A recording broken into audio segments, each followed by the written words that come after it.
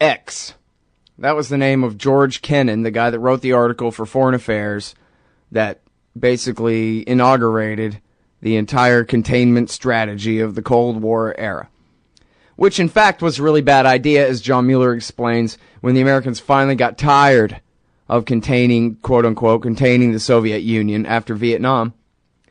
And they didn't really object or intervene when the Soviets expanded their obligations into Afghanistan and then across Africa and South America as well. I mean, not in terms of complete takeovers, but in terms of support for those regimes, you know, in Angola and El Salvador and whatever. And anyway, that was what finally bankrupted them, was allowing them to finally expand. Containment was actually helping to prop them up. Isn't that funny? Who would have thunk that? But anyway, so everybody loved this old George Kennan guy. And so he was, you know, Mr. Graybeard, what's his name? And back in 1998, he's dead now, but back in 1998,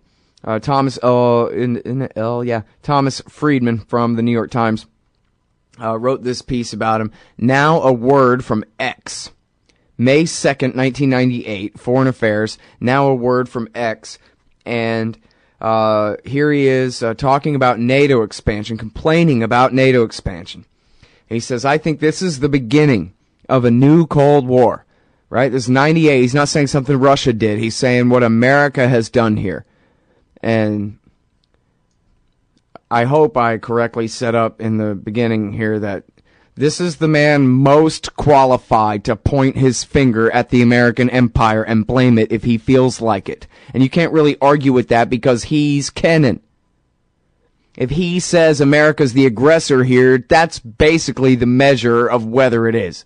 Now, I'm not saying if he was blaming another government, like, say, the Russians for whatever they're doing and using that as an excuse to create empire, that would mean, well, his word is gold on that, too. But in this sense, it's an admission of him about a failure of his own team.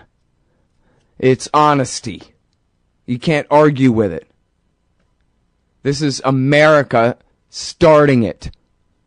I think this is the beginning of a new Cold War, said Kennan from his Princeton home. I think the Russians will gradually react quite adversely, and it will affect their policies. I think it is a tragic mistake. There was no reason for this whatsoever. No one was threatening anybody else. This expansion would make the founding fathers of this country turn over in their graves. We have signed up to protect a whole series of countries, even though we have neither the resources nor the intention to do so in any serious way. NATO expansion was simply a light-hearted action by a Senate that has no real interest in foreign affairs. What bothers me is how superficial and ill-informed the whole Senate debate was, added Mr. Kennan. I was particularly bothered by the references to Russia as a country dying to attack Western Europe. Don't people understand? Our differences in the Cold War were with the Soviet communist regime.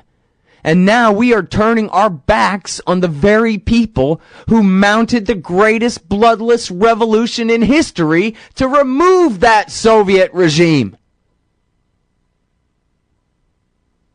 And Russia's democracy is as far advanced, if not farther, as any of these countries we've just signed up to defend from Russia. It shows so little understanding of Russian history and Soviet history. And now listen close here, or change the channel, do what you want. Of course there's going to be a bad reaction from Russia. And then the NATO expanders will say that we always told you that is how the Russians are. But this is just wrong.